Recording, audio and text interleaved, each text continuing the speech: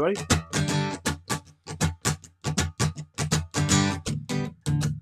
Give me a loud yell. I'll fix that later. I can see that you're talking. So. It's going to be a great show tonight. We got a special guest with a great beard.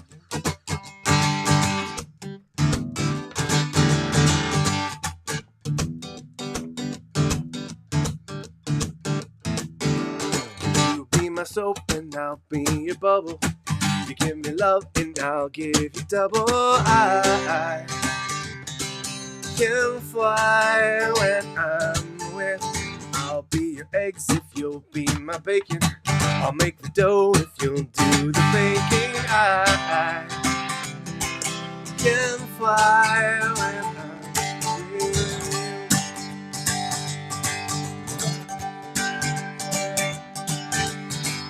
I spend so much time just waiting for love.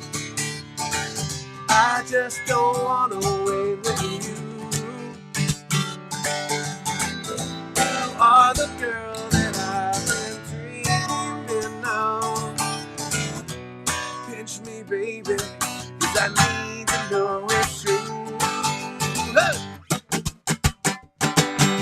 You be my peas and I'll be your carrots. I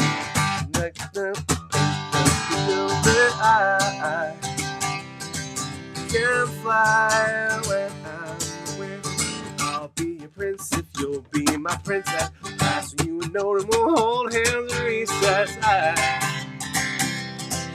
can fly when I'm with you. Woo!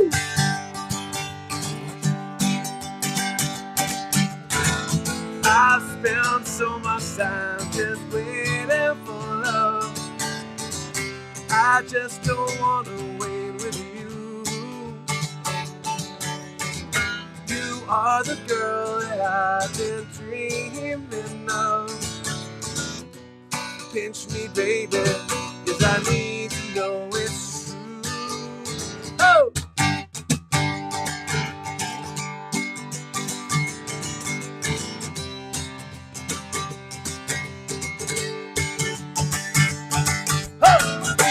Peas and I'll be your carrots. I'll buy you a ring if you promise to wear it. I can fly when I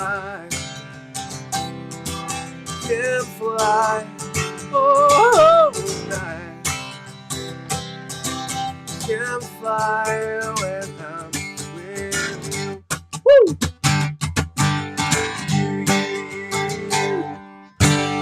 Stick around, we got a great demonstration tonight. It's going to be great. See you in a few seconds. Hi, I'm David Fraser, founder of Bunky Life. We're in the building industry, but what we're famous for are small log cabin kits called Bunkies that can be easily built in a weekend without needing any special skills, tools, or second mortgages. Ultimately, we help our clients create extra space for meaningful connection. Yes, we help our clients get a cool bunkie, but if you think it's just about the bunkie, you've already missed the point. Really, what this is about is creating the space and time for more meaningful connection. Having a bunkie is just part of that journey. Mary just mentioned Bunky Life family, and I really feel like something like this and just the whole experience is we did more than just buy a bunkie. It's not just about the space, but what happens in the space, how it enables more connection. It allows you to spend that quality time with friends and family. It allows you to be there for each other in both senses of the phrase. Merry Christmas!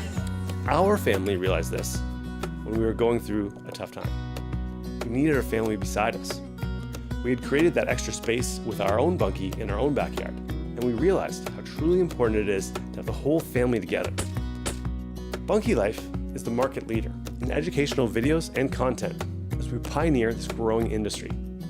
Our goal is to be the go-to source for fun, friendly, and helpful advice for families, whether they buy from us or not. Our core offering is an easy to build or built for you Bunky kit. This helps our clients quickly and easily create extra space without any building experience. We're proudly a Canadian-made family business right here in Ontario. Our Bunky is often the difference between that friend or family member coming to visit or not. being there for each other or not. The reason we do this is we believe family comes first. And when it comes to being there for each other, there are no do-overs. That's one of the reasons we've partnered with Ronald McDonald House Charities in their goal of keeping families close. Because ultimately, we want to help build a world where families everywhere have a place to unite, unwind, and unplug. We've committed to donating a night's stay at a Ronald McDonald House for every Bunky we sell. Hey guys, I brought you this huge novelty check. Check it out. Oh my gosh. There you go. David, this is incredible.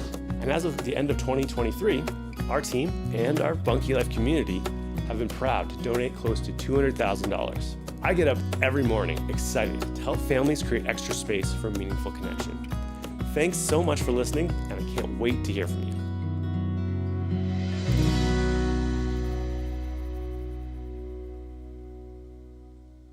All right, ladies and gentlemen, we got a great presentation tonight. We have a special guest. We have a very short and slick presentation about how different ways to earn Bunky income. If you're here, I'm assuming the idea of earning income from your Bunky, maybe paying off your Bunky, getting it for free essentially, might be of interest to you, or just extra ways to get extra streams of income into your life. We're going to talk about all the above tonight. If that's not you, you're not in the right place, and you should probably go do something else that'd be more fun. But that's what we're going to be talking about exclusively tonight. On behalf of Bunky Life, I'd like to welcome you. My name is David Fraser. I am the founder, or one of the founders of Bunky Life. And my wife and I are not just talking from, theory here. I've personally done everything that we're going to mention tonight. I've rented out Bunkies in my own backyard for many years, paid for my own Bunkies that way, started Bunky Life, the company, that way. So we'll be speaking from personal experience. We'll be talking to another gentleman that's him and his wife have done the same thing in Southern Illinois. And we'll just draw from the larger group of people that have all had great success by doing that. And we'll talk about other different ways to earn income tonight. So that's kind of the idea. I want to make sure you're aware of as well that we're in the final countdown of our first ever USA only Bunky giveaway contest. This is for anybody across the world who want to watch it, but if you're specifically in America, you're going to want to join that contest if you haven't already. Go to bunkylife.com for the details. You can enter to win a Haven Ultra Bunky, our most popular, sexiest Bunky, dare I say. Okay, so that's kind of the preamble. We also are going to, as soon as this contest closes, we're going to be opening up a end of summer sale. So there's going to be a little bit of teaser information about that and how you may, if it makes sense, you might be able to participate. And that's pretty much tonight. We'll also have Q&A. So I can see everybody's chats. We got people from Minnesota. We got people from beautiful Shady Valley. People from all over the place. Missouri, welcome. Welcome from Kentucky. So Kansas. We got people from all over. South Mississippi, fantastic. So it doesn't matter where you're from. This should be beneficial if you've been considering, hey, how can I get some extra income? A Bunky might just be the right fit. So let's talk about that, okay? But before I do, though, I'd be remiss if I didn't let you know that this is, like I said, the final stretch here of our USA contest. So today is the 18th, and exactly 1 week, we will be doing basically our last live stream before the grand prize announcement. So on Monday the 25th, exactly 7 days from now, we'll talk about why we do this. I'll be live explaining the story behind Bunky Life, the impact that Bunkies have had on my family, and just explaining why are we so passionate about Ronald McDonald House, etc. So we'll talk about that. If you can only make one live stream, that's the one to definitely make. Set your watch, set your alarm, tell a friend, and it's going to be great. So that's Monday the 25th at 8 p.m. Eastern Standard Time. And then, of course, on Wednesday, the 2 days after that, we're going to be announcing the grand prize winner live here on where all fine streams are delivered. So Facebook, YouTube, etc. So tune in for that to see who the winner is. Maybe it's you if you've entered.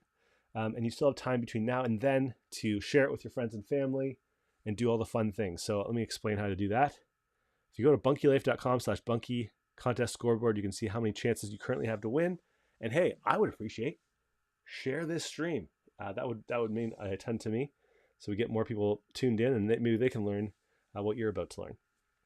Okay, so that is all I'll say about that. Now, I've been fortunate enough to have done this myself, but also helped dozens and dozens of other people all across Canada, all across America, do the exact same thing. So I had a Zoom session with some of them, and we kind of tabulated it into I guess a very, very succinct version of, like, how did the Bunky Airbnb thing work out for you?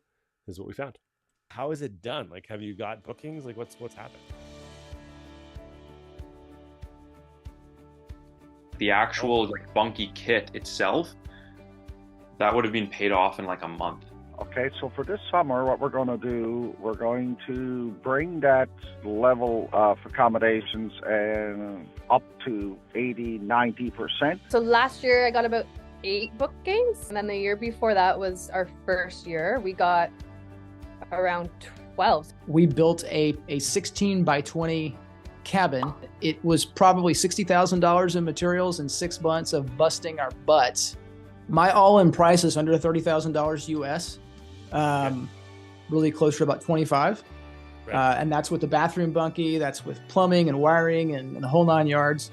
I grossed $700 more on this bunkie than I did on what would be a over $100,000 cabin 300 yards away. What other 2 pieces of advice would you give? Top 3 pieces of advice? Like, I would say the pictures is like the most important part. I mean, that's the only way you're going to get people to come in. It's the only way that they get to see what they're getting. So don't cheap out on taking pictures. I think investing in more of the actual marketing side of it and the visual, probably editing the description a little bit more. Like, I'm just learning every year how to tweak things, probably looking at people like your Bunky, replicating it in a way and just applying it to our own situation. You know, I mean, the building's a building until you put your own flavor into the building. And I think that's what a lot of my guests really like and appreciate. And of course, you put those East Coast colors on every bunkie. Yeah, these colors actually were collaboration between Benjamin Moore and the province of Newfoundland and Labrador. So those colors are what they consider the historical colors. Like, review every guest that comes in, and then they're gonna be way more likely to write one up for you too, because they want to see what they got.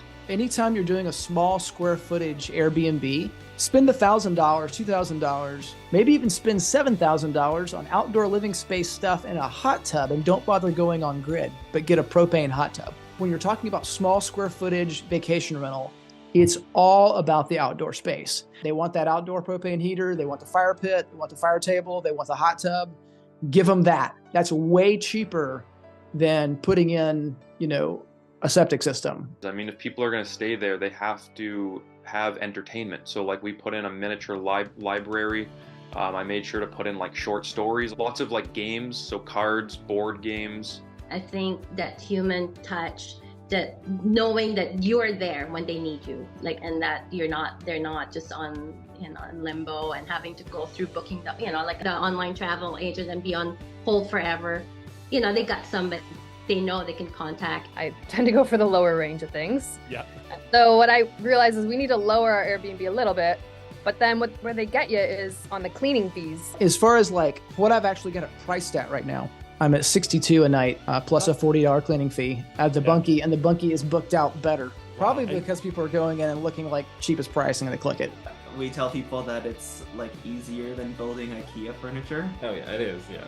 I tell people my 10-year-old grandchild could easily be the superintendent and read the drawings and tell adults what to do.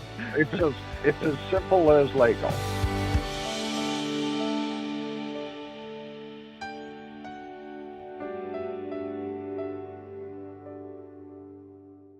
All right, so that was just a few thoughts. Now, in just a minute, we're going to actually interview one of the gentlemen from that video as well. Kind of an update. Where are they now? Update with one of the people. So stay tuned for that. I'd like to share a few other ways. Maybe you're thinking you're zoomed in on bunkies as short-term rentals, but there's some other options too. So let me just share quickly a few thoughts, just a few. And I call this earning extra income from bunkies. Very short, very succinct presentation. So this is my story. So there's me, my father-in-law, and my father building our very first bunkie in 2015. So you may have heard the old story in 1998. It was the moral of everything was don't talk to strangers, David. And then in 2008 it was don't meet people off the internet, David. So I thought, of course, in 2015, what if I could pay off my bunkies by renting them out to strangers off the internet? So that's what we did. In 2015, we built our first bunkie, and in 2016, we built a few more, and that was the start of the journey. So we started our Bunky Life Airbnbs. Started with just one, then it became 3, and people were coming from all over the world. I was having people from Korea, obviously all over the States and Canada, and it was a smash hit like right away. Right away, I didn't even anticipate how crazy busy it would be. So we kind of finished in September, and we had bookings right up until Christmas time right away. So results, my basic numbers, your results may vary. Everyone's got their own market to deal with. These may be not typical results, but each bunkie earned about $10,000 per year, and I was able to pay them off within about 6 months in every single case. So we started with 1, the next year we did 2 more. And so I was able to pay them off very fast. Now, can you do this? Obviously, it really depends on, does your area allow Airbnbs? What will your neighbors think? Can you talk your spouse into it? These are all very relevant questions if you're considering doing your own Bunky Airbnb. Now, there's also other ways to earn Bunky related income you may not have thought of. The first one that springs to mind, of course, if you're a great person, is why not help make the world's best Bunky? If you're anywhere near our Bunky Life factory and showroom in Rockland, Ontario, we're there making bunkies day in, day out. And we also have a great sales team and other people as well. So this is kind of our full team here on the bottom right. And some of our production, in fact, we don't always wear elf hats and Christmas gear, but sometimes we do. And it's a lot of fun to work at. Really, really great experience working with our team. Now, if you have a very specific set of skills, could you help clients build their bunkies? Maybe do their foundation, maybe do their roofing. Could your business help the Bunky Lifers in any way? Do you have a clientele in your business that needs bunkies? All the above could translate into income. Perhaps you've got an audience that needs a bunkie. People like Eamon and Beck, who just put a pretty awesome video yesterday, or Dean from Arcopedia or Canadian Prepper. These kind of people that have people that would really love and dig bunkies. Well, hey, if any of the above makes sense, submit your own business, your own skills. You can email info@bunkylife.com. These are our values, and please reach out if this is you. You're a humble person, you're a go-getter, you're all in, you're authentic and real, and you don't think you're not above having fun. You give yourself permission to play and have fun while you work. That is pretty much all I wanted to say, and I want to get right to our guest. But thank you so much for considering working with us. We look forward to the possibility of helping you and your family create extra space for meaningful connection and potentially earn extra income while doing it. Okay, without further ado, I'd like to introduce a man whose beard has grown in the last few months since I've seen him. Actually, before I do, I'd be remiss if I didn't let you know that yes, we are actually doing a sale as soon as the contest closes. It's going to be our hottest sale of the year.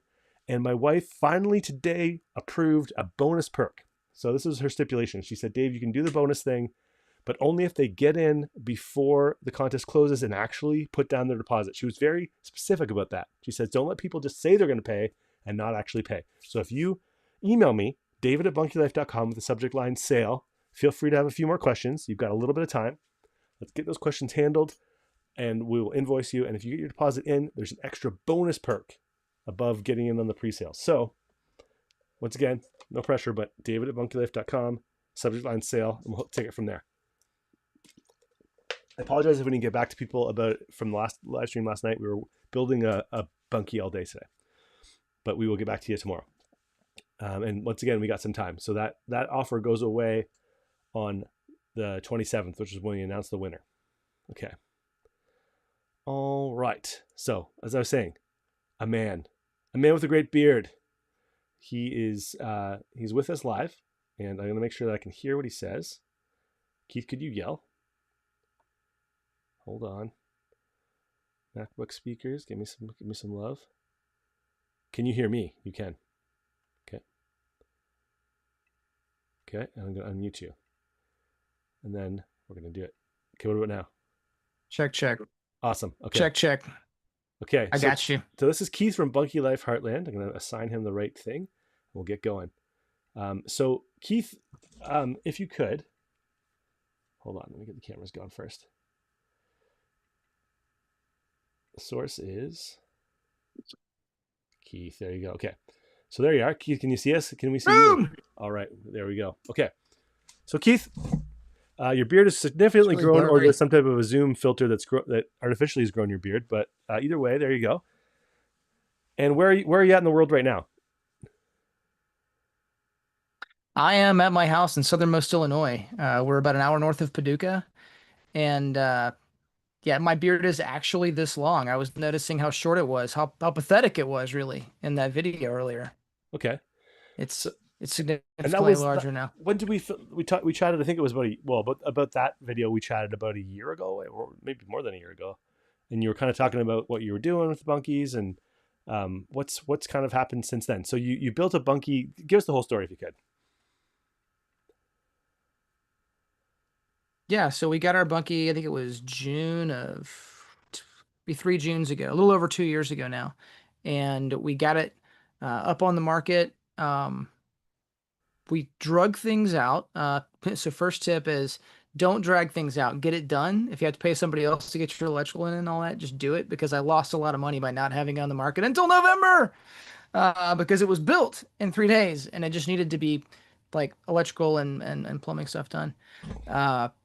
Dead drug out a little bit, but finally got it on the market, and it's been pretty amazing. We've gotten a second one up now that's a Hideaway 190 net full loft that we slapped a front porch on, and that's becoming a favorite too. And they are booked pretty well. Everyone I'm talking to is saying that the economic uncertainties and stuff have kind of squished the market at the moment, but we're still pulling in enough money that it's well worth it. And like the guy said, if you don't pay off the kit in under a year, you're doing something wrong. So so when you initially got the bunkie, you already had this like log cabin, this like pretty expensive log cabin, right? Yeah, not a log cabin, but like it's a stick-built cabin house thing. 16 by 20 foot, pretty premium, lots of money just in materials. And then Probably in the $60,000 range. so you're renting that out as kind of like a guest house on Airbnb. Yeah, same. Yeah, so same deal. And it's a nice place. People love it. What I found happens is because I've got so much more money invested in it that in those dead periods, it's like, so like for us, the weekends are hot and the weekdays are not so hot, right? And during those lower demand periods, I'm loath to lower the price enough to compete.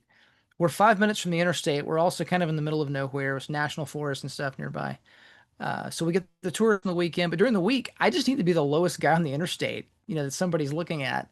And it's really hard to lower the price on that expensive cabin. It's a lot easier to lower it on that little bunkie. And so like in that video, what I was talking about was how I can't remember if it was like December or January. I think it was January that first year. I made more money on the bunkie than I did on the big one. Probably just the psychology of it, but the return on investment is just way higher. And are you okay with sharing? Because I could do 2 or 3 of them. Are you okay with sharing those numbers? Like how has it progressed? Cabin, I think your first one is a Haven Ultra with a little bathroom, right? Yeah, with the bathroom bunkie. And I think our first year we were at 24,000 on that one, and the big one, because we did make more money in the big one most of the year. The bigger one was about 30. Okay. So, 30, I think by today's money, we're probably in the close to 35. And we did absolutely everything ourselves. I mean, the bathroom that I made in that was just like scrap bunkie pieces with fiberglass reinforced plastic, glued over that, and PVC trim, and just made it work, right? Coal miner flush mount shower, just really rudimentary. And every scrap piece we could use. So like our $30,000 or sub $30,000 all in was probably not attainable by most people, but 35 to 40 is. And everything's gone up since then. It's inflation, right? Uh, Yeah, but that's fair. yeah, the return on investment has been nuts. So it was somewhere, something that would have cost, you know, over $100,000 to have somebody else build versus a bunkie. Even if I'd had somebody else do it all, maybe 40,000, and the difference was like 24,000 income versus about 30. Okay. And then you've got that new Bunky. It's relatively new. Do you have any numbers on that one yet? I'll be honest here. It's been a tough year. And we launched, um, I'm terrible about following my own advice. One of the things I said in that video was, get it on the market before you actually, I think I said on this video, get it on the market before you actually have it ready, like 2 months out, so that people start booking it. So if the first person stays there and they're like mauled by a bear and they say, I hate this place, this is awful, 1 star, it doesn't ruin it for the next booking you're trying to get. Yeah. We had a similar situation to that, and it Someone was didn't mauled help by a us. bear. But having said that, like no one was actually mauled by a bear. Okay. Um, we had a terrible thunderstorm come through, but that's a whole nother whole nother story there. But even so, I would say, it wasn't a great time to launch. The economy, everybody in this area is saying that the Airbnb market is suppressed right now, which, seeing this from the investor side, I'm looking at land and stuff too. It's like, if you're thinking about doing this, go buy some land right now because the market's suppressed. There's a lot of people are holding back, their investment, or they just don't have anything to invest. So do it now. By the time you get this thing rolling, it's probably going to be, come roaring back. But it's, yeah, I think we've been more in the $1,800, $2,000 a month, even though it's a bigger bunkie Right. than the other one. And I consider that to be a bit of a failure, on our part. Okay. Well, I mean, that's still not terrible. Like, you're going to pay the Bunky off pretty fast, like in a year-ish at that rate. Yeah. Yeah. Okay, cool. No regrets other than I could have done it better, Okay, that's fair. I mean, I know the first, like, everyone goes really hard on their first Bunky, and it's easy to kind of like coast on the second one, but that launch process, I think it's very key. Like, I always tell everybody, if you can get some photos of your beautiful landscaping, which hopefully looks good, or you have some type of a reason your property has its own little thing. In my case, it's a hill with a cool view. In your case, it's like really rural and really nice. And get pictures of that, get stock pictures of the Bunky, put it up. That's your listing, right? Of how it's going to be. And you can get pre-bookings as long as you actually finish the Bunky before people come. It's not a lie. It's just an entrepreneurial suggestion. That blew me away. Like, when you told me that, I was like, oh, it's brilliant. Like, don't even get it yet. Just like put it on the market, make up a listing, put it out there and see what happens. Just put it far enough out there that you can make it work. That was wild. Yeah. Throw spaghetti at the wall and see if it sticks. Yeah. And what we've always found is, like, there's, if you have the right property and people, and you have, if you have kind of the right, I don't want to say amenities, but just like, you have a place where people can go, oh, I can see myself escaping there. That generally people will give you a shot, even if you have no reviews and, Yeah. So any little tips or tricks you've learned over the past year, if it is a little bit of a tougher economy, like anything that you've learned to kind of like, either weather that or just maximize what you've got going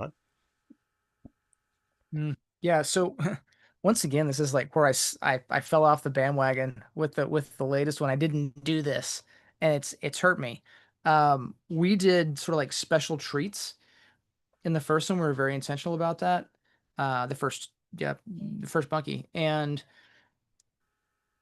what were we doing at the time? We've done like jellies from one of the like farm stores down the road, things like that. Oh yeah, we did little things of honey, or not honey, but maple syrup, because we tap trees in the wintertime, make a little maple syrup. And so it was a tiny vial. I mean, it's like you're done. That's all. It's a little bitty bit. Yeah. But it's not enough for a pancake. But we would put one little bitty vial in there for each person staying, and that made all the difference in the world. We also roast our own coffee, so we put our own coffee in there. We still do that. But what we found out is that we get straight 5-star reviews from all coffee lovers.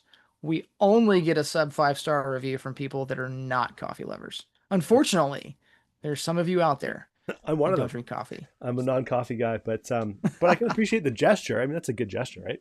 Well, I wouldn't be Yeah. mad at you for giving me some coffee for sure. And tell Yeah. us a little bit Anything about. you do to personalize the experience like that. Yeah, I think that's exactly right. It's like, people are going and staying in a Bunky Airbnb because they don't want to stay in a hotel and have a generic like Marriott experience. They want something that's a little bit different, a little more human. And if you can have that personal touch, I think it's Exactly. huge. So you've got 5 kids as well, right? 6. 6 kids. You got 6 kids.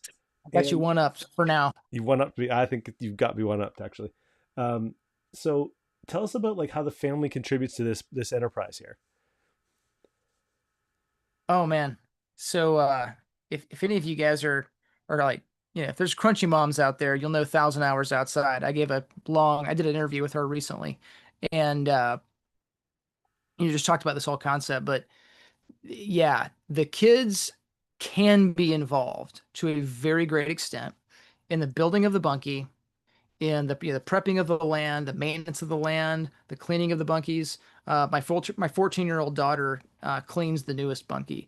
A friend of ours now cleans our other short-term rentals. It worked out very well that way. But then, one of the kids is weed eating all of it. One of the kids is mowing all of it. But that building process, especially, I think that really set everything off. What's so awesome about a bunkie is you are building a real building with real wood, with real tools that you can go stay in, that some people choose to live in, even in Canada, which seems wild, but people do it, right? And you're 8, you're 7, you're 5. That's okay. You can take part in this. I think it was the time 4-year-old little girl offloaded, help take the pieces off the bundle for our Haven Ultra. And, my now 10-year-old, he has gotten very good with an impact driver and, putting those screws in the notches. So they're developing these skills. And then the harder part of, actually using a saw, well, you only use that once, most people anyway, would only use it once on a single level, or twice if you've got a loft, just ripping that last floorboard. So there's so much in the process that you can do, that you can actually make this progress and do something that or build something real that you can go be in and have that sense of accomplishment. Building these skills, that's invaluable to kids. And then for us as a family, I mean, you wonder why do families exist except to come together and watch television anymore? Eat. But if you're in the Frasers or you're in the Phillipses, well, you have to get to work too. Yeah. But we're, those skills are being learned, and everybody's kind of pulling their weight, and people just feel better that way, right? I remember watching the videos you were sending in of you guys all building as a family. And if you haven't already, check out Bunky Life Heartland. They're on Instagram, they're on Facebook, they're all the things. And if you go scroll back, I guess 2-ish years, there's all the videos you created of the whole family building, and they were inspirational to me. I thought, man, it's exactly what we're all about. It's just like, you may be 5, like your little daughter skipping and counting the pieces and moving. It's just the cutest thing ever. And that's that team building exercise. That one where the kids start to build the bathroom bunkie, they get it about 3.5, 4 feet high before they wane on it. But that one's pinned to the top of the Instagram feed. Yeah. So yeah, definitely go check that out. Very cool. So if you're open to it, Keith, there's lots of people in the chat asking crazy questions. I don't know if you can see the chat. You might not be able to, but I will. I can pull up my phone. Okay, let me grab. I'll just grab random. I think I've got the YouTube chat. Is it universal? Well, I'm doing platforms? so. It's grabbing all different chats. So I'll send them up here, and if you can see it, if not, I'll read them out loud. Okay. So people are. If you got questions for Keith about Airbnb specifically or earning income, this is your chance, and that is exactly why we're here. So. Let's go back. There's a couple of really good questions. I'm going to scroll back a bit, but people, if you got new questions or if you've already asked them, okay, so here's one. Lena Dye asks, how can you book with no bathroom? Is there an option for plumbing? So tell us what do you do for bathroom? That's a common question. Tell them to poop in the yard, man. No, I'm just kidding. No, so we did the bathroom bunkie initially, with a composting toilet, and that was a lot of extra work, but it saved a lot of money. in the short term while we saved up to get a septic put in and all that. So you can, but you can go full on-grid septic. Like you can build a bathroom into an existing bunkie either with our partition pack, or you can build it without a partition pack. You can use 2x4s and frame up a wall. Really pretty easy. Everybody's got access to YouTube now. Uh, that was easy. A sliding barn door is really easy to install as well, and they're quite cheap at Home Depot. So the answer is you put a bathroom there. Okay, cool. Amy Bloodgood Bertra asks, what's the average cost per night that you can charge? I am never below, let's see, what's the lowest I've gone? I think the lowest I've gone was $89 a night. And that's American dollars? American, yeah. So that includes the cleaning fee. So now with Airbnb, like you just see a bottom line price. Okay. So people don't really know. So it's like the stay fee, and then there's like the cleaning fee, and I have a $50 cleaning fee. So if I drop my fee to $1, it's still $51. Yeah, right. But if they stay 2 nights and it's $1, then it's $52. So I don't do that. Right? Yeah. So some of those weeknights, if I get really desperate, it's like right now, nobody's there. So I put it down to $49, which is $99 plus some fees, but still over $100. So my actual what I'm getting, I checked the average recently. It was around $89, $99 somewhere in there. Or no, I'm sorry, it was over $100 with the cleaning fee on there. Yeah. Okay. Cool. Yeah. What about showers and sinks? Higher weekends. Rhonda's I think this is kind of a continuation of the bathroom question, but what about showers and sinks?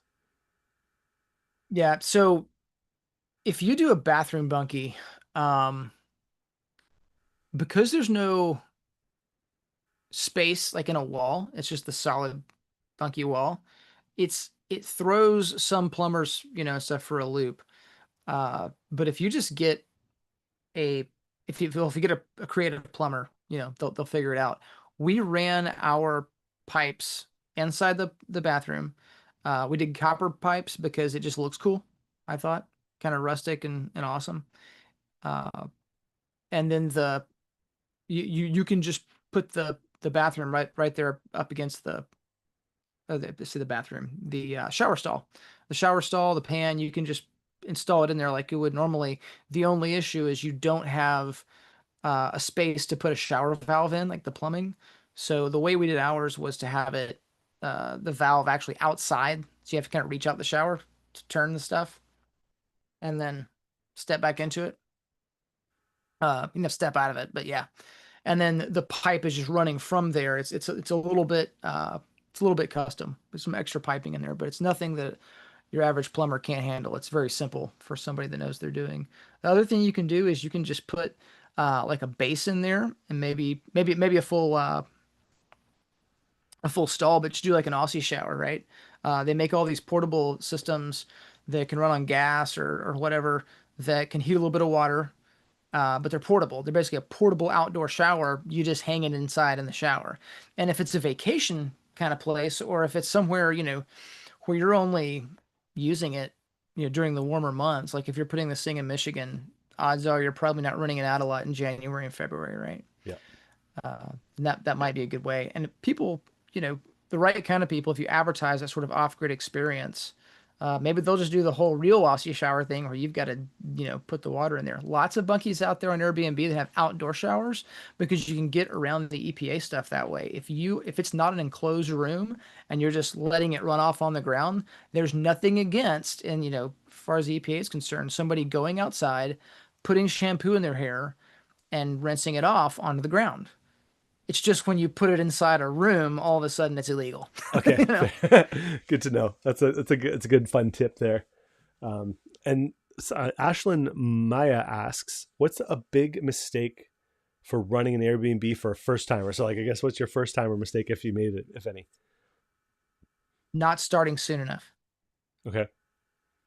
Because you didn't really get you didn't really get your first one up until November, which kind of sets you into the winter months. Yeah. Just get it going. The answer is yes. What's the question, right? Yeah. So do it. I don't know. Beyond that, curtains, make sure you get curtains. My wife doesn't think they need curtains, but I have to guess like that. But yeah. And Charles Pitchin It's in the middle asks, of nowhere. about how much time do you spend cleaning between the renters? 1 to 2 hours. Okay. Usually one To do each one? per. Yep. Yeah. Cool. So that's like, you're still making like $50 an hour roughly doing the cleaning. Yeah. That's Yeah. And like, so I'm slow because I'm a man, knuckle dragger. My wife could knock him out, 45 minutes. Yeah. Or less. Do you pay your kids to clean between rentals? Great way to install a strong work ethic. Do.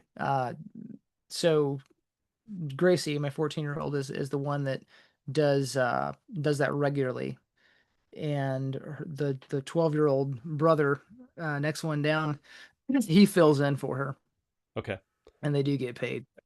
Yeah, they get $20. If they screw up, they lose money. So if we go inspect and we find problems, we'll start docking their pay. Yeah, that's fair. She's gotten her full 20 the last several times, so she's gotten quite good at it. Yep, that's fair. Okay, well, what other questions do we have, folks? That was a pretty good set of questions, I thought.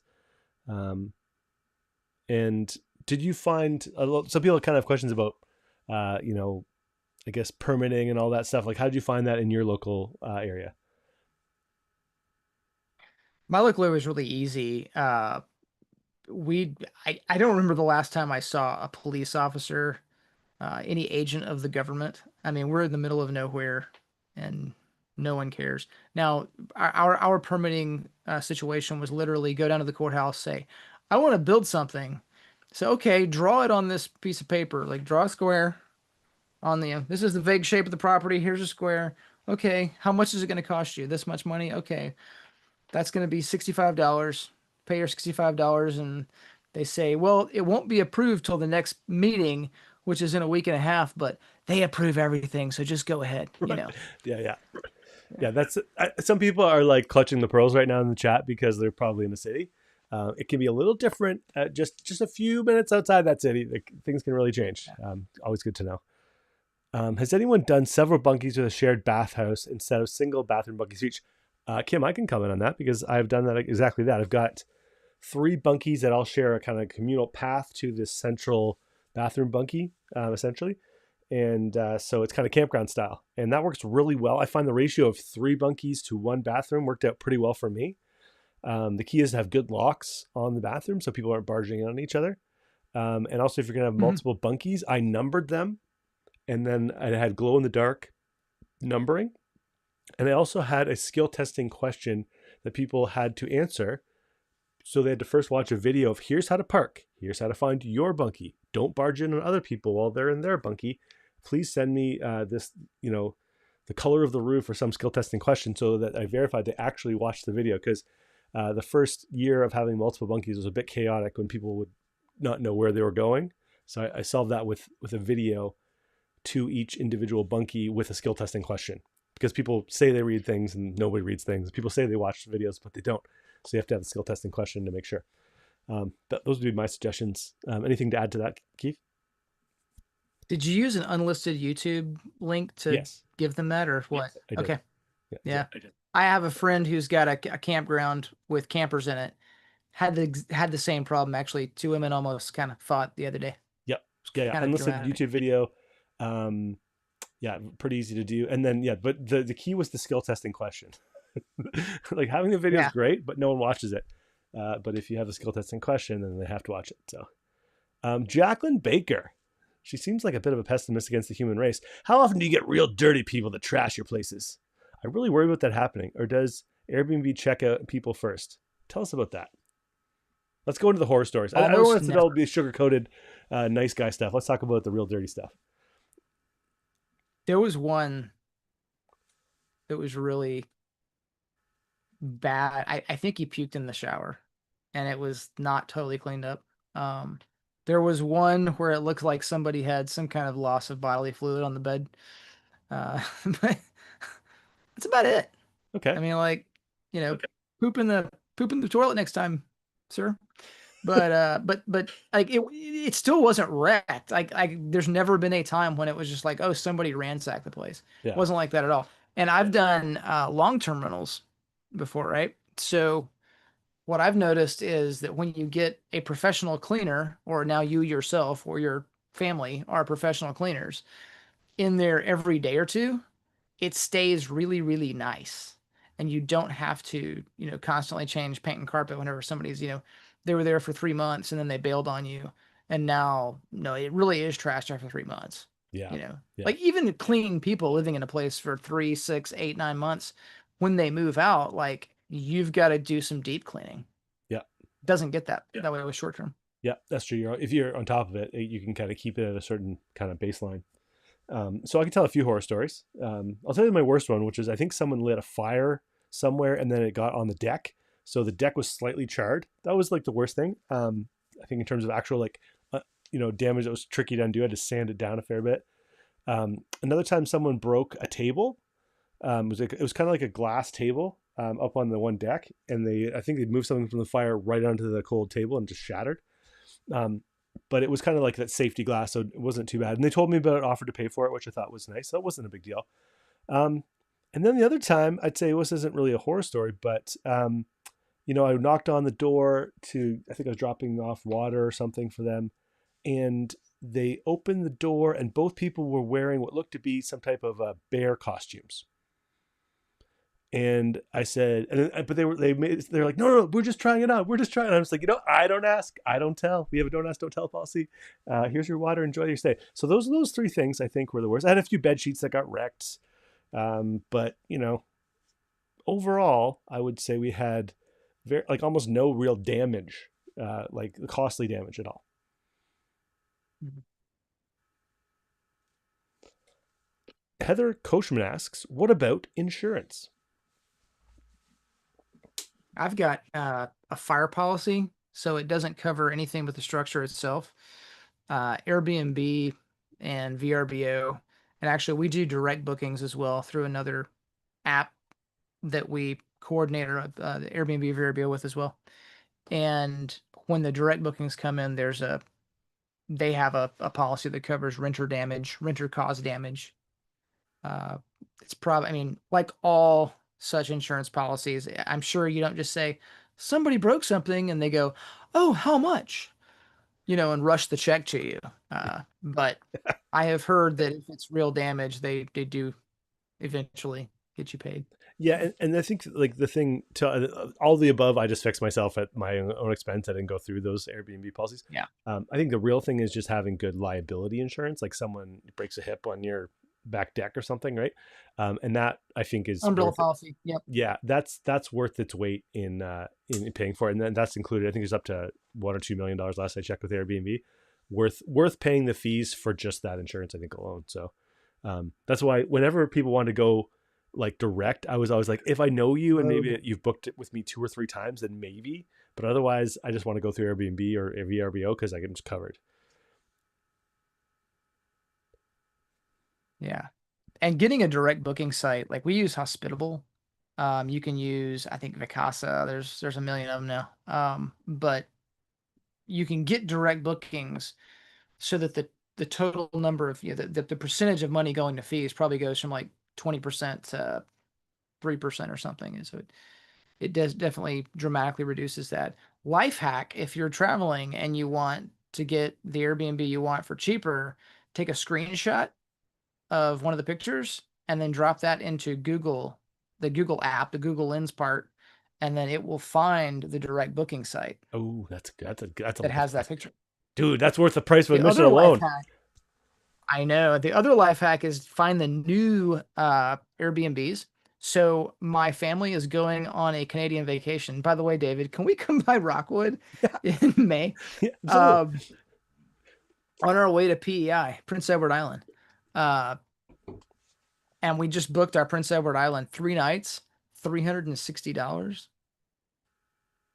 And it's like not 2 miles from the Green Gables Heritage Site and stuff. So look for new ones because people want to get somebody in there and get them booked up and get some reviews. And so we scored on that.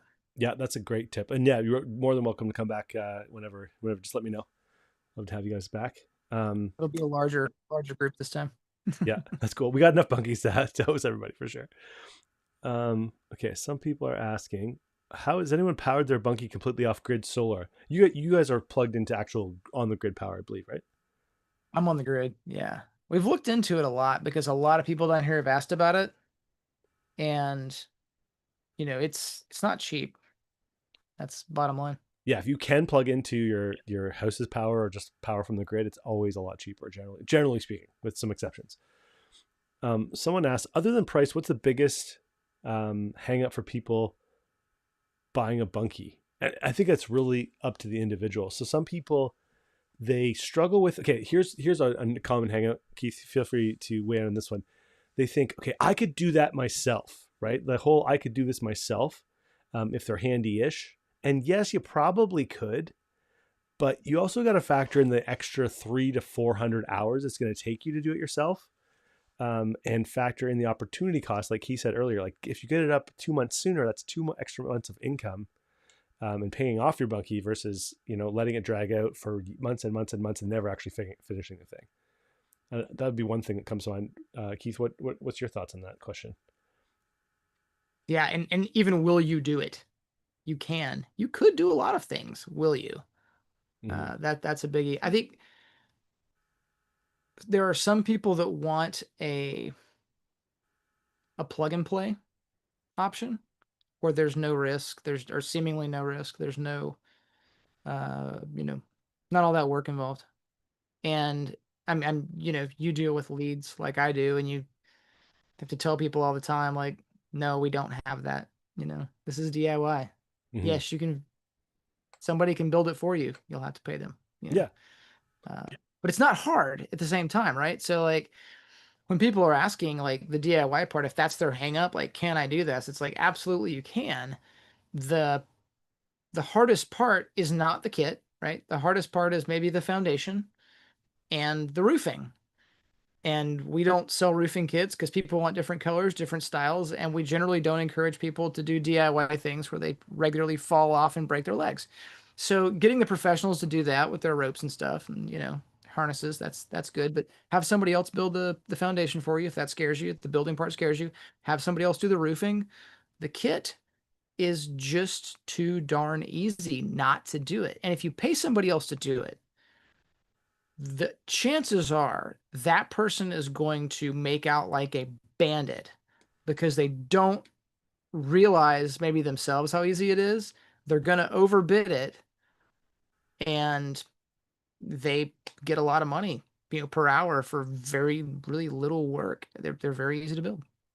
Yeah, that's fair. Like the funnest part is the kit itself. I'd say probably if I look at like 85% of people build it themselves.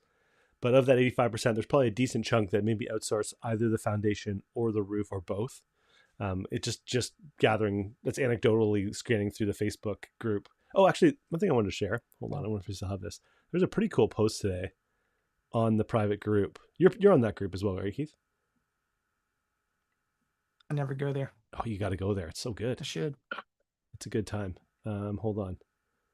You're not really a Facebook guy, though. That's probably why. Okay, so this is a screenshot. I won't give the person's name away, but they said, from its arrival 1 week ago until today, I worked on it mostly alone with some help from my son with the heavier stuff. I did up until the point where the window goes into the upper loft. I hired out the rest of the build, so she basically hired out the roof, and they did an amazing job. I'm a 68-year-old retired woman, so here's proof that anyone can build a bunkie. Don't be afraid to get help with the heavy stuff. Thanks, Bunky Life. I'm thrilled with my bunkie. Can't wait to stain and steal the interior. It's called Haley's Hideaway in honor of her little granddaughter, who you can see there in the bottom right. So I just thought that was nice. Very cute, very fun post. And that's like a pretty common, it's a pretty common type of feedback we'll get. It's like, I did the roof, or I hired out the roof, I did everything else, and very cool. Keith, Rhonda asked, Keith, are you close to Cave in Rock, Illinois? Not far. I mean, we're an hour. You're now okay, cool. So, but we've got Rhonda, you gotta go stay. You gotta go stay at Keith's Bunkie next time you're visiting your mom. Yeah, shoot me an email, Rhonda. Just Keith at heartlandbunkies.com. Lena asks, are there additional add-ons like extra rooms you could purchase? Yes, I'll answer that question. There's something called the partition pack, which is kind of like adding a little room onto your bunkie or into your bunkie. And then check our website this fall. There's something coming out that is also very interesting, but the partition pack will solve that problem. Hi, I'm from Texas. How well are the bunkies against termites? So it is raw wood, LL from Texas. But there's different treatments like bug juice, they call it, that you can add to your stain while you're staining it. And that's pretty good at resisting termites. So far, I haven't heard of anyone having any real serious issues with termites or wood boring bees or things like that. Yeah, the thing about the termites is like, okay, are there termites in my wall right now in this house, this stick-built house? I don't know. I can't see the wood. It's covered up in stuff. It could be soaking wet from a leak that's been happening the last 5 years, and I wouldn't know it. And that's the wood that the termites would go after. But with a bunkie, it's all exposed. So if you don't have a pile of dirt up against your side of your bunkie, then you will see it. Yeah. You can remedy and odds things. are that because you don't have that pile of wood, then it's not wet, and the termites are going to leave it alone. Yeah, that's good advice. Once Upon a Workbench asks, since there's no interior walls, how do you wire a bunkie up for electricity without having exposed wires? Great question. Conduit is how I do it. Some people have actually put the conduit outside, and then they just have a hole come in for every outlet. I just put the conduit on the inside, use metal conduit, metal junction boxes for my outlets and switches and all that. If you were to use solid stain to give you the painted look inside, you could also then paint that conduit. For the piping, same thing. A lot of your piping you can hide in your cabinets too. Like I've got a tankless water heater in both, and that's hidden in the cabinets. The new one, we built 2x4 walls for the bathroom, made a 4x7 bathroom. I think that's a perfect size, by the way, because it is not uncomfortable, and it's not taking up extra space that you don't need to take up. Because obviously this is a small building. You don't want to take up all your living space for the bathroom. But we used 2x4s. We had it, have a lot of electrical and plumbing in the walls.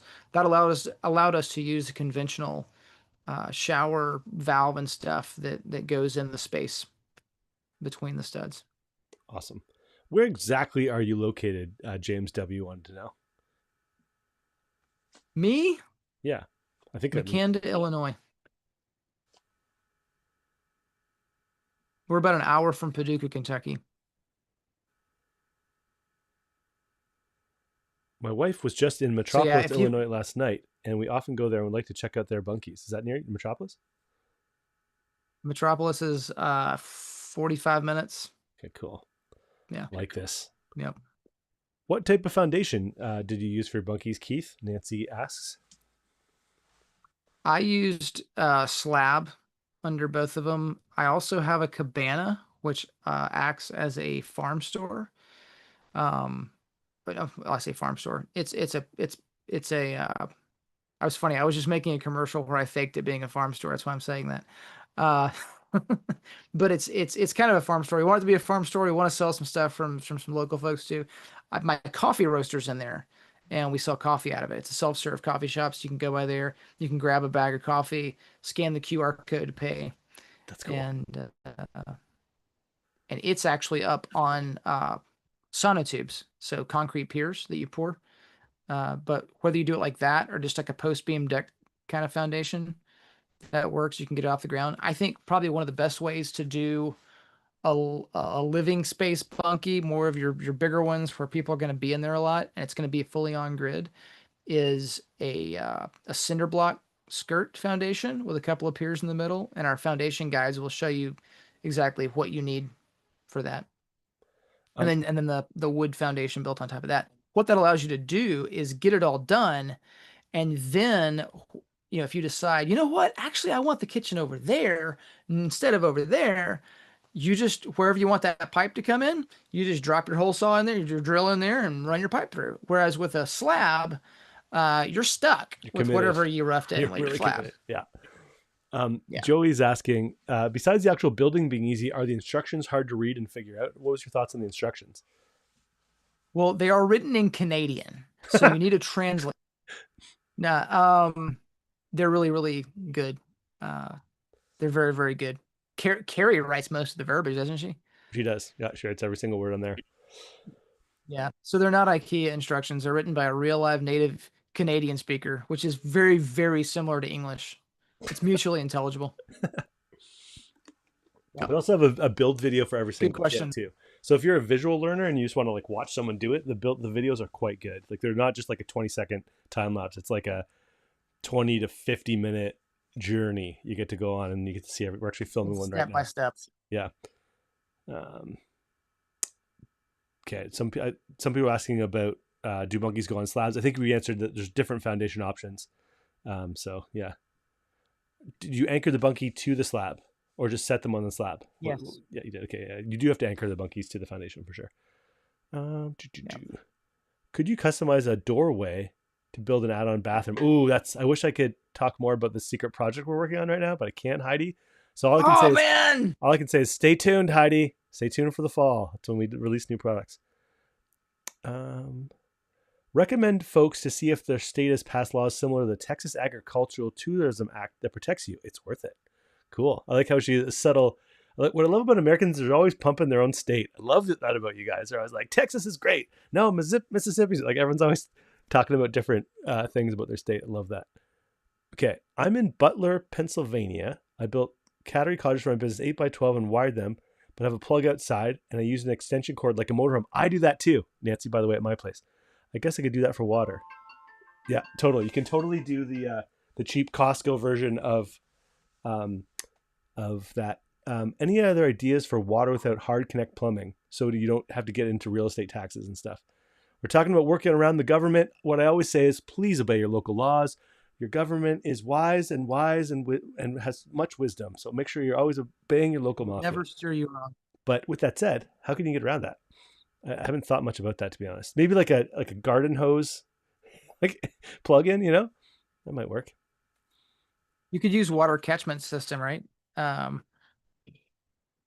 There's actually, you've got a video. It's pretty old now, but that guy that lived, that Canadian guy that lived full time. Yeah, actually, I was texting with him. And he was talking about like he goes to the shower at the gym, Yeah. instead of his house. He actually does shower in his back deck though. He had rain catchment. Yeah, he's got rain barrels. I was actually texting him because he's like the grill master. He's got like 4 grills, and I remember visiting him a couple summers ago, and I was like, "Why does this guy have like 3 grills?" I'm like, "You don't need more than just a little barbecue." And then I realized now, I understand. I texted him and apologized. And I said, "Man, I didn't understand. I was a young, arrogant man at the time." Okay, Keith, did you come into knowing all this that you know, or was it a learning process? Like, how have you become this wise, bearded guru on a mountaintop? Rhonda wants to know. I listened to David and Carrie.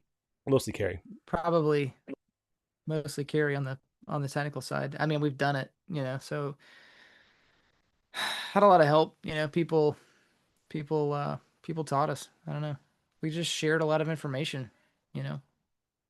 Yeah, that's fair. I mean, one thing I like about the Bunky Life community, like everyone who gets a good idea, it gets into the Bunky Life Facebook group and the private group, and like half the ideas I have are not my ideas. I just borrow them from somebody else that was sharing it on the group. Like 95% of the good things in Bunky Life are things that clients suggested we do, and we just tried it. We're like, this is obviously better.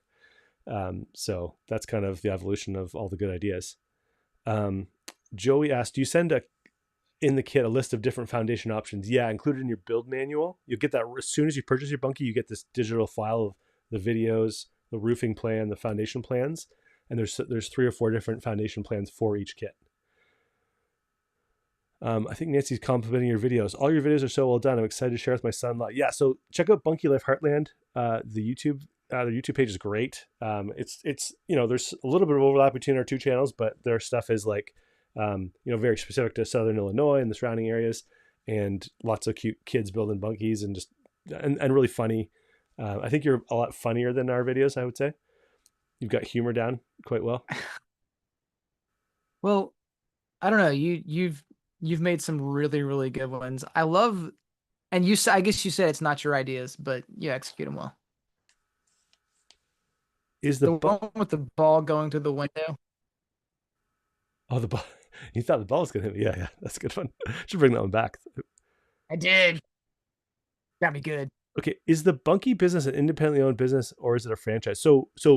Bunky Life in Canada, we make the Bunkies at our factory, and then Keith is basically like, I guess, our only authorized reseller at this point. Or I don't know how you put it, but basically, yeah, Keith's The family. only one that's ever gonna be. Yeah, I think so. Realistically, it's just everybody thinks it's so easy to sell Bunkies, and you're the only person who's successfully like done it. Because generally speaking, I'm curious actually why you think that is, because I'm very curious. Like, yeah. So that guy. Okay, so we're gonna spill beans on like what it's like to be Keith and David here. Okay. So I'm like, hey, David, do you want to loan me like 10 bunkies to start a resort? And he's like, it sounds exciting. Give me more details. And then I just ghost him for like 2 weeks, right? So I'm talking to this guy, and he was like, well, I think we should do this. We should build these things here by the interstates. People can see them, and we'll sell a bunch of them. And I'm like, no, that's not really how it works. He's like, wants to do it just like the sheds, right? Yeah. Everybody's got these shed businesses, and like, no, really, we have like a decade now of knowing that does not work. That's not how it works. The thing about the sheds is that people use them as sheds. They show up on a truck, they slap them down on some gravel, and they walk away. And they don't put any time or effort into them. And the whole idea that you would then have to finish out that shed to do some kind of conversion, most people won't do that either. So they'll pay somebody to do that. Or they say they will. But then when they see what the price is, when it's actually all the way finished out, then they just don't bother to do it. So the fact that it's DIY, the fact that it's a little unconventional, the non-insulated walls kind of drives people crazy, even though I can show them the numbers as far as like, what kind of insulation that provides, especially when you add the insulation below the floor and above the ceiling, like we all suggest, and how low my utilities are, keeping it rented 12 months out of the year. People still are just like off put by the conventionality of it, the unconventional nature of it. So I think Bunky lifers are unconventional people, at least in the States. I don't know if they're conventional Canadians or not. No, it's the exact same thing here. Like, it's people that get, like, I find the people that buy from us are like usually oftentimes like kind of, I wouldn't say progressive people, but just like people that like can kind of think a little bit outside the box, right? And they get what the product is and what it isn't, and they have realistic views of that. A lot of times they're business owners or like professionals. They like do, they offer in business themselves or have some type of a side hustle. So they kind of get like that right away. And so what I found is that the people that like kind of gravitate towards us, like they appreciate that, the fact that we are like really careful about what we do, or like very deliberate about what we do and what we don't do. And they really appreciate that. And so it's like, it's not the same as like, yeah, we're just going to throw a bunch of bunkies on a random lot and people are going to drive by and then buy them. Like that works for sheds, I think, probably, but like, doesn't seem to work for bunkies. And so I think you're the first person to get the idea of like, hey, I have to have conversations with people. We have to, and oftentimes, like the people we talked to last night, they said they talked to Bryn 15 times before they actually bought their bunkies, right? And I just don't think the average person is down for that level of work. Like we make it look so easy. We're just like chatting about bunkies all day, but like there's a lot that goes into this, right? And I don't know if that's fully appreciated by the average dude that's like, I got 10 acres on a highway. I'm going to like, I don't know. Yeah. Yeah. Doesn't work. Yeah. You've got to cast a really wide net. I think that's the thing. It's like if you have, 330 million people that could possibly buy a bunkie, and like 0.001% of them buy one. Like me and David are taking our private jet to the Bahamas, right? But that doesn't happen. I mean, it's a huge, huge market, and you guys that are really interested in bunkies are the elite, the cream. The cream always rises to the top, as that great theologian and prophet Randy Savage said. Yeah. Okay. Kathleen Evans Jones asks, if a window breaks after the bunky's already put together, is it very hard to replace? So easy. Yeah, just basically pop out the window, throw in a new one. We can ship you just the sash or even just the glass itself. It's very trivial to replace that. we've designed the whole windows to be able to pop in and out. Do you do affiliate sales for all the people? Oh, we kind of have a deal. Like affiliate sales is like when someone recommends you, that you might give them a small percentage. We have kind of more like if you introduce us to someone, we'll make it worth your while kind of thing. It's usually not a ton of money, but it's basically like in the Bunky Life community, we do try to reward people for referring us to their friends and family. So yes, kind of. I give away pink Cadillacs. Yep, pink Cadillacs, like this big. Shh, don't tell them how big they are. Can you put gutters on to collect rainwater? Absolutely. Yeah, lots of people have done that. Can bunkies be made 3 stories? We haven't tried it, Katie, and I think realistically you're kind of pushing what the engineers will allow. Are we hiring? We are always looking for great people. Our values are authentic and real, humble, go-getters, permission to play, meaning it's okay to have fun while you work, and all in. If that's you, Christine, email me. We're not currently looking for a specific spot or anything, but we're always hiring. We're always growing. So does letting people stay in the bunkie, like renting out for vacation, equal better sales? Not sure what that means, North Country Rustics, exactly. Does letting people stay in the bunkie, like renting for vacation, what does that mean? I think they're asking, like, do people come there, like maybe do people come to me, stay in the bunkie, and then buy one? And the answer is no one has done that. Oh yeah, I've had a few people do that, but that's which is shocking. I thought it would be. Yeah, I've had a couple of people do that, but oftentimes it's like 3 years later, like I stayed in the bunkie back in blah blah blah, and then they still found us online, and they still, so it wasn't. I don't think it was directly related. Yeah, so this is why you guys that are watching right now really need to level up. Okay, our ordinary sales cycle is like, it's not, I don't think it's like at one point we thought it was a year, and then it's like, nah, it's probably like 3. You know, it's like people hear about bunkies or watching videos, and then like 4 years later we're gonna buy a bunkie. Now you guys need to get on the ball. You heard about them last month, but you need to go ahead and buy. Okay. Well, I mean, I'm here for it. Like, I don't mind I talked to you guys 90 days ago, or I talked to you guys 900 days ago. I don't mind. I'm here for that. Like this is where I'm at. Yeah. I'm in it for the long haul, but yeah, I get what you're saying. It would be nice. Like there are some people who just like find out about us on Friday, order on Monday. But that's probably not everyone. Very rare. Didn't one of the videos... It's funny, like, cause you'll get those people that are like, I've been following you for, you know, a year and a half now. I'm such a big fan. This video is really funny. And it's like, wow, it's cool. You know? Finally meet you. Cool. Yeah, that is cool. Didn't one of the videos show a Mitsubishi wall heater / AC? Is that, what do you guys put in yours? You put a mini split on yours, right? Mm-hmm.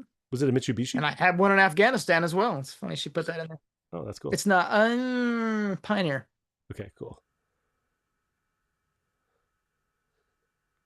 Are these easy to set up for ACC or AC? Jessica Abrams Bullock asks. Yes. So basically for almost all of them, it's a 2.5-inch hole. You need to put in the wall with a hole saw, and that's big enough to run the pipes and the little communication cable through. On the inside, you've got a metal bracket that you know, it's like 4, maybe 6 screws go in it. It's to put in the inside unit. You literally spend more time unwrapping it. Once you've done one, the first time is probably not true, but like second, third, fourth, like you spend more time unwrapping it than you do installing the inside unit. And then really the outside unit's about the same way. They make these DIY kits that have pre-filled hoses so that you can literally do it yourself. You hook it up, you spin some knobs, it punctures, lets the Freon go into the vacuum seal and all that, and you can crank it up and go. Yep. Those are usually the smaller, very low end ones. The better ones, and especially if you're in a northern climate and you're going to heat with that, I would say get the higher end ones. Require a little more than that. The recent one that I did, I had to have my HVAC guy come out. He charged me $75 per unit. And he had to vacuum the lines and then go through this like programming cycle. Wait, that's only about an hour. It was like $400. It was $75 per unit to install. I already installed it, right? Oh, so okay. like I put the bracket on the wall, hung it, you know, or pushed the pipe through the wall, hung it, and then I bolted my outdoor unit to 2 pieces of 4x4, and that's all I did. I just set it out there. Okay. And then he came and vacuumed the lines, hooked it up, turned it on, did about 45 minutes to an hour of work on each of them. Probably had them going simultaneous. I think he was there an hour and a half total. And it was done. He charged me, yeah, literally $150 That's pretty for good. to Yeah. finish up both of them. Yeah. So I live in Canada, Yeah. obviously, and I've got. And they were like $1,200 each. Yeah, I got 4 Mr. Cool units, the DIY ones, and they actually heated our bunkies up till Christmas time. So, or not our bunkie, sorry, our house. Like there's 4 doing our house. So yeah, there's some decent DIY, like fully DIY options, and that's I didn't even think about that. It's just like get 95% of it done, and then get the guy to actually do the final thing. That's pretty cool. Good idea. Okay. Okay, this is a question I want to just wipe my hands of cleanly. Joey Basta, could I run electricity myself without having a license? Hey, listen, Joey, we're going to encourage you to, can you? Did you, Keith? I don't know, but can you? I don't know. Make sure you're complying with your local mafia. That's my answer.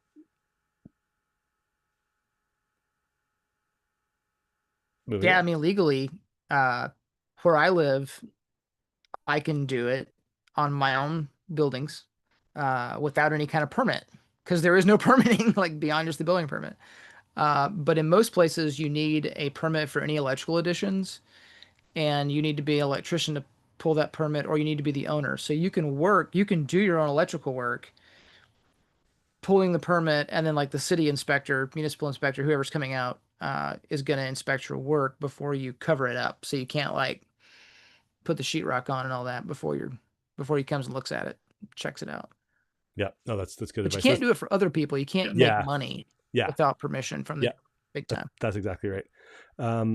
Aubrey A asks or says, I'm converting a shed to a bunkie, and yes, it's been a lot of work, especially when you're out from a basic hardware store and your work stops because you ran out of staples or wire connectors. So, okay, that's a great point, and I think that's something that people don't always appreciate about building a bunkie from a kit is like it's all there, all the tools, even the drill bits that you need for the screws are in there.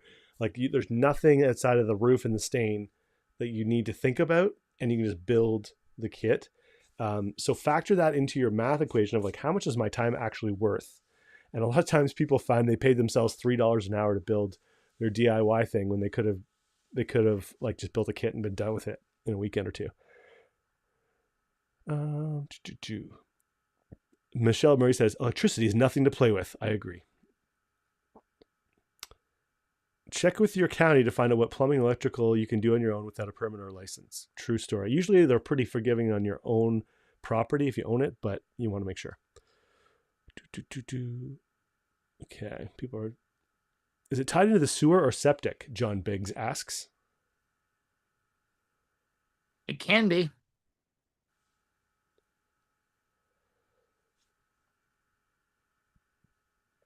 I wonder if people need that extended time to save so they can avoid a mortgage. That's fair. I think they're talking about how people dilly-dally on buying the bunkie. I think that's a factor for some, but I'd say not most people. I think for most people, the factor why they dilly-dally is like, A, who are these crazy Canadians with this thing called the bunkie that I've never heard of before? Like, you just gotta get your head around it. Secondly, like, are they real? Are they the real deal? Like, I understand why people didn't buy year 1 of Bunkie Life. Like, we were I was doing these live streams from my garage.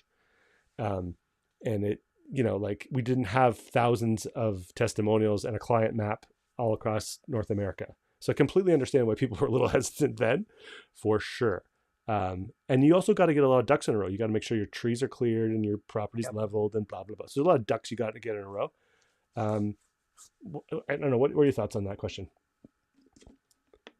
The finance side too, I think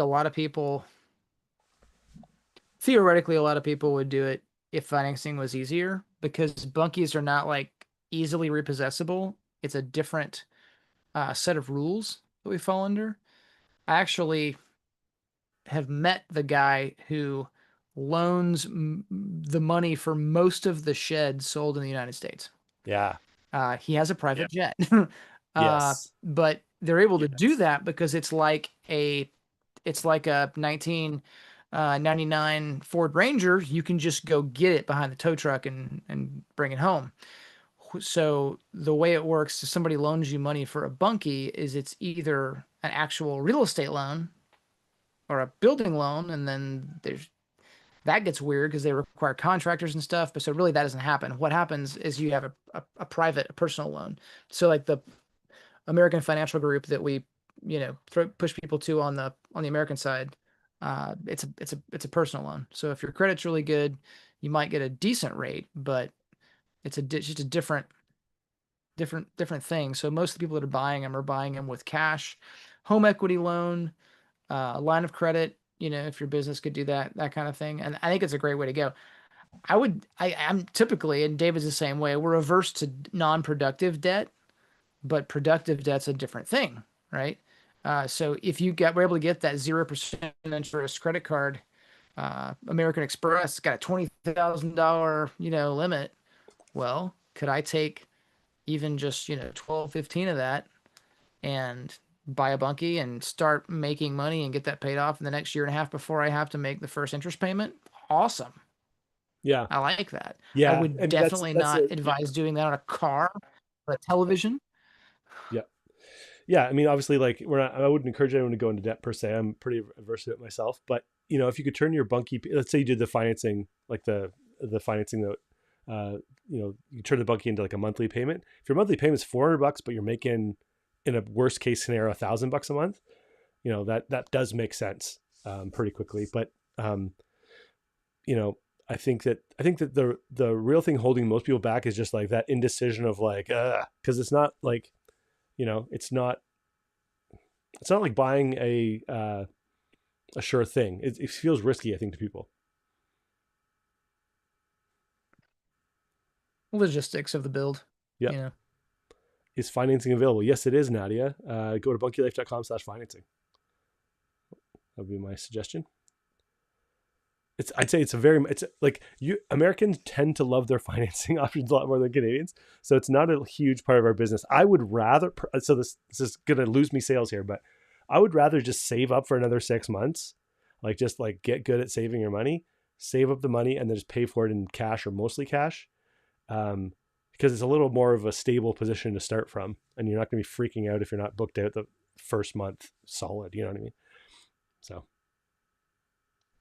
that's just me. I'm channeling my inner Dave Ramsey here.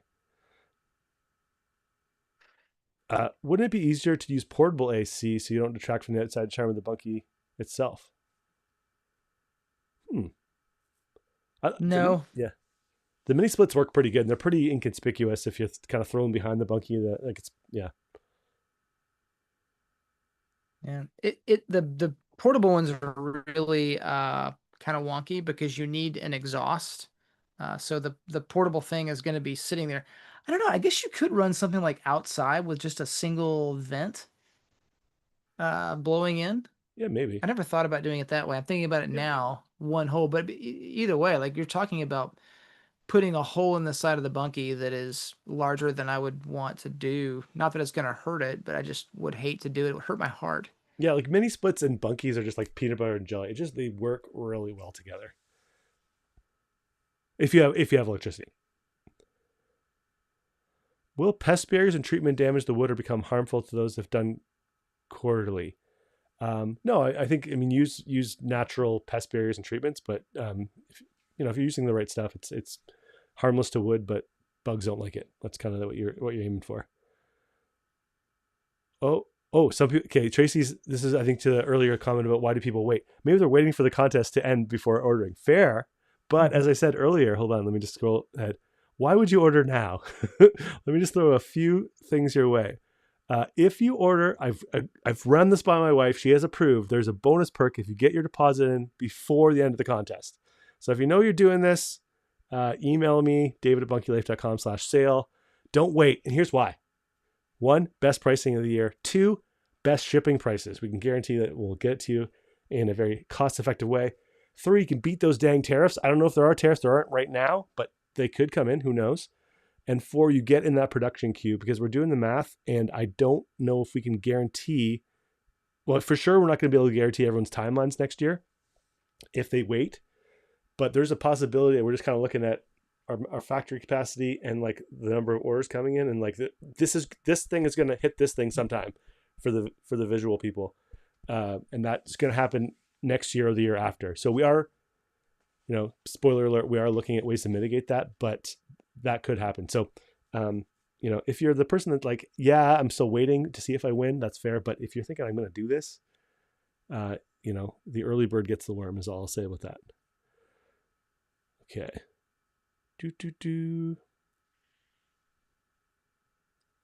Could you put solar on the roof? Yes, Danielle, I've got solar on one of my bunkies. What challenges are there when adding a bunkie onto an existing structure? Generally speaking, we don't recommend bolting a bunkie onto it's just kind of made as a standalone unit, if that's what you're getting at. And if I were to try to tie them together, not knowing what surprise David has up his sleeve for this fall, I would use like a outdoor breezeway kind of thing, just put like a roof over it so you can transit without getting rained on, but probably not enclosing it. James says, I found you guys because someone posted a video you guys on a show some of the sharks. Yeah, we were on this thing called Dragon's Den, which is kind of like the Canadian version of Shark Tank. I guess probably what you're referring to. Okay, how long will this go? Okay, well, we are. I would like to wrap this in. It's been helpful. If you guys are learning, people are commenting, they're learning lots. I don't want it to drag out too much, but do you have any customers in the Southeast United States? Well, Robin Harris, let me refer to the client map. How do I find that? It's bookmarked. Hold on, give me 1 second. I'm going to refer you to the client map. Do we have clients? Let me tell you. Mucho cliente. Okay, let me show you the client map. Can you guys see me okay? Hold on, I'm gonna go to the next screen here and get rid of all the stuff. Okay, definitely. Okay, so when you say Southeast United States, that's here, right? The Southeast. And the answer is yes. We got Georgia, we got some Florida. There's actually more people in Florida that aren't appearing there. South Carolina, North Carolina is very hip hop hopping in for bunkies, as you can see here. Tennessee, even Southern Illinois. We're rocking Southern Illinois as well. So the answer to your question is yes. Oh, she says you'd like to see an actual bunkie building. Well, totally. I get that. I understand why you'd want that. Robin, we do reserve that for people who are like 99.99% in, who have interviewed with us first. We've determined which model you want. You've chatted with us. So what I would suggest is email me, david@bunkylife.com. Let's set up a quick chat. And then if it makes sense, let's set you up with someone and we can connect you to someone that like Keith would love to show off his bunkie, I'm sure, etc. So there's people all over North America that would show off. And if you want to book it and pay money, that's even better. That's the best way to see a bunkie. Has anyone ever lived in their bunkie while building their house? Totally. That's a very common use case. It's a great play. What about wood stoves? Totally. There's lots of options there, Jane. We talked a lot about that. There's some really great companies. Tinywoodstoves.com is an American-made little wood stove, and there's cubic mini wood stoves from Quebec, Canada. Love those too. I love to work for you guys. I've got my passport, and I'm 8 hours away from London, Ontario, Canada. So we're another 2 hours roughly from London. But yes, come on over anytime.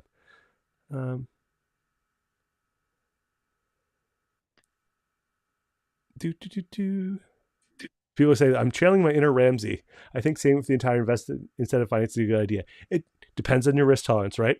More debt is more risk. And that's fair. Go read Kiyosaki. Yeah. There's the Kiyosaki versus the Ramsey. And I'll tell you what I did. This is what I did. Okay. This is the secret to the multi-million-dollar bunkie empire I've built. I paid cash for my very first bunkie. I got the smallest one I could. I started renting it out. I paid it off in like 4 or 5 months. Then I spiraled that money into 3 more bunkies, which I then paid off. And then that's the model. So I was paying it off, but I was using the income from the bunkies. I wasn't spending it on, flashy cars and women. Oh, good company for a propane stove to heat the bunkie. Check out Martin propane wall heaters. A lot of clients loving them. Okay, people are saying, I'd love to put in a deposit. I'm waiting to see about getting my new property. That's totally fair. That's a legitimate reason to wait. Oh yeah, the client map song. I got to write a song about this, but it's the map, the client map. It's the map. Okay, it was funnier last time. Okay. I'm laughing. Can you post a link to the client map? Unfortunately, Robin, that is kind of private information because if you click on any of these buttons, it'll like actually pull up their what bunkie they bought and where they are and stuff. So I don't want to share that public. We'll work on having a public facing version of it though. Okay. Is he a bunkie expositionist? That word has a different connotation in Canada maybe than in America. Okay. These are some really great questions. I don't want to cut anybody off, but I do know that we have to. I want to wrap things up. So I'm going to say the secret code word that will enable you to get extra points in this contest. And like I said, let me just reiterate: there is an epic sale. It's going to be happening. Email me, david@bunkylife.com, with the subject line "sale." It's our hottest sale of the year, the end of summer sale. So get on that. Don't delay. And we are doing one more live stream, I believe, exactly 1 week from today. So we're taking a short break for a week while I go to Vegas and learn some stuff about how to run a better business. And then I just want to say, Keith, honestly, it's such a pleasure to have your input on things. It's one thing when I say things. It's another thing when, someone who's done it for 2-3 years and we've, kind of just seen the progress that you've made. It's really exciting to see you and your family doing this. Like, Keith's got a really great podcast. I'm a fan of it. It's called not Work From Home, but Home From Work. Or what's the name of the podcast? It's like, the concept is Stay at Work Home. Stay at Work Home. I just love that concept. And fellow dad of big family, a lot of life goals Keith has achieved that I'm trying to achieve as well. So just mad respect for everything you're doing, and appreciate you taking an hour and a half to chat with us tonight. So so everyone, we will see you in one thing. Oh yeah, go for it. Before you give them the secret word, because I'll stop listening at that point. Yeah.